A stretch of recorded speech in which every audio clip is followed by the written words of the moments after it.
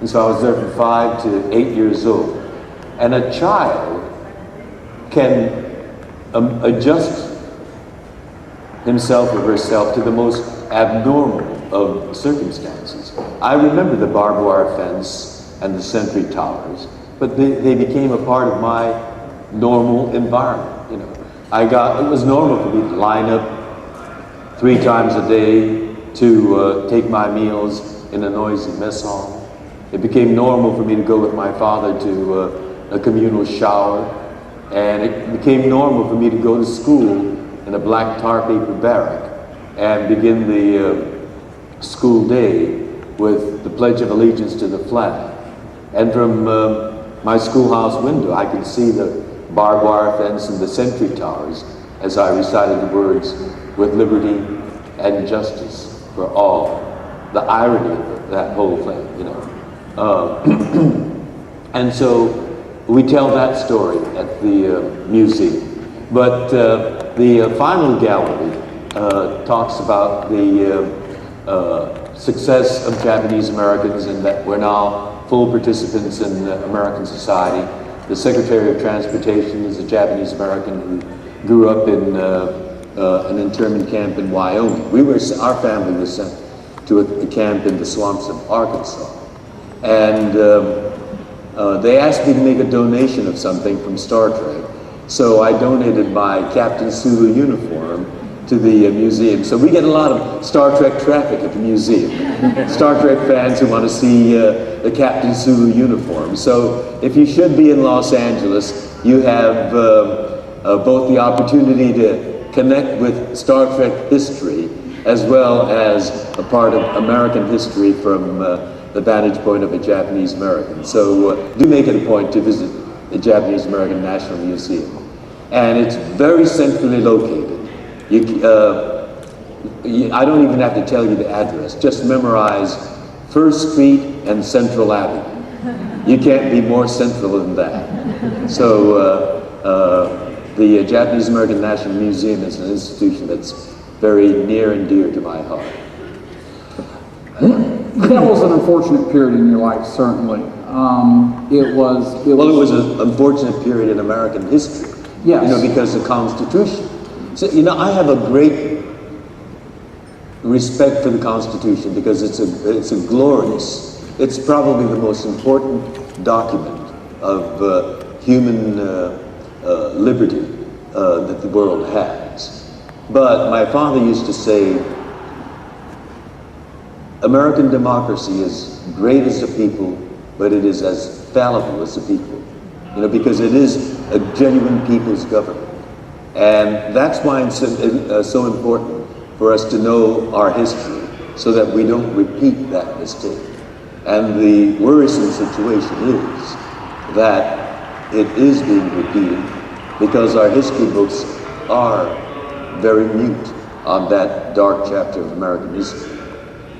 There are people that are being, I mean, it's not on the wholesale level that the Japanese Americans were rounded up, but Arab Americans, innocent Arab Americans, just because they happen to look like terrorists, are being rounded up and being imprisoned with no charges. And, you know, the wife could be worried sick. They won't tell the wife where the husband's been taken, why he's been taken, or when he'll be released. And so we need to study our history to prevent that sort of thing from happening again today.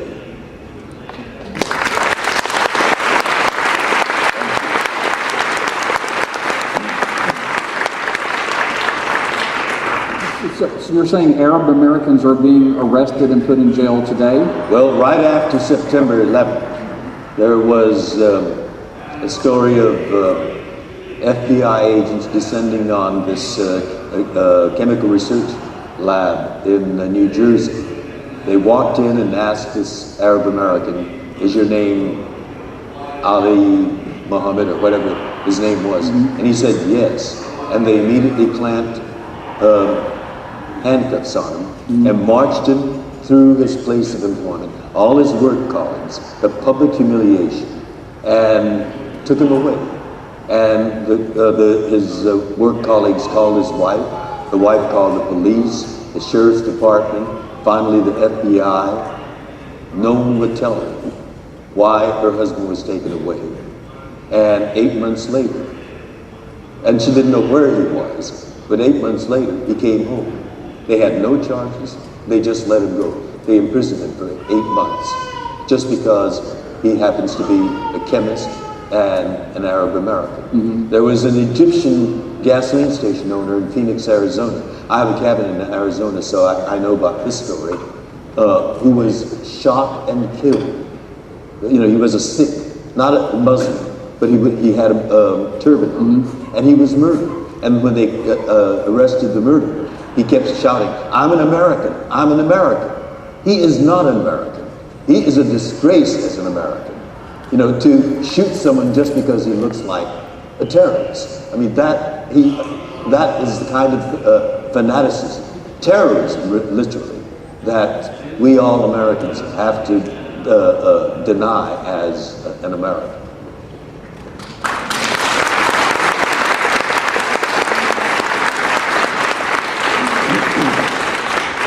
I want to go back 40 years. This is getting to be a very political discussion. Let's go back 40 years. Yes. This is the 40th anniversary of Star Trek. And isn't that amazing? It really is. Because, you know, every season we were hanging on by our fingernails. Mm-hmm. We thought we were going to be canceled.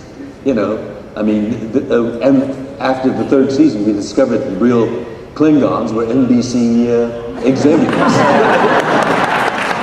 And for a show like that to be celebrating its 40th anniversary, mm-hmm. you know, we started filming actually in 1965, and here we are in the 6th year of the 21st century, and now we're still talking about Star Trek and a revival of Star Trek. It's really amazing. I think it's easy for especially folks in the audience that may be, say, 30 years or younger to forget or not realize to start with the era that this country was in at the time. In 1966, there were no Asians in Mayberry, there were no Russians on Gilligan's Island, and there were certainly no African Americans in Hooterville. Then boom, here comes Star Trek with a merry-go-round of ethnic and racial diversity. Now, this was a time that was only... Not only diversity, but all in leadership positions as full professionals. Not background characters, but primary roles of authority and respect. That's right. But when Star Trek premiered, it was only 21 years after Hiroshima, it was 9 years after Sputnik, and it was only 2 years after the Civil Rights Act of 1964. We take for granted now... And you might also add, we were locked in the coldest of cold wars. Yes. The Soviet Union and the United States, two great powers, threatening each other with nuclear annihilation. And we had a trusted member of the team who was proud of his Russian heritage. Yes. What my question is, was the America that existed in 1966, was it ready for a television series that presented what was so truly groundbreaking at the time? We forget the era that it debuted in, and the ethnic and racial mix that it presented, we take for granted now. But it was truly groundbreaking at the time. How did America react to that, if at all? Did they even notice? And as you, as a Japanese American, how did you feel about your character at the time? Well, I think America was ready, but because it was such a unique, seminal kind of show, the programming executives at NBC were absolutely baffled. And when TV executives are baffled, they make stupid decisions. They put a show like Star Trek, which appeals to a hip crowd, an intelligent crowd, and a wicked crowd. You know, they put a show like that on Thursday nights at 10 o'clock, and finally the third season we were on Friday nights at 10 o'clock.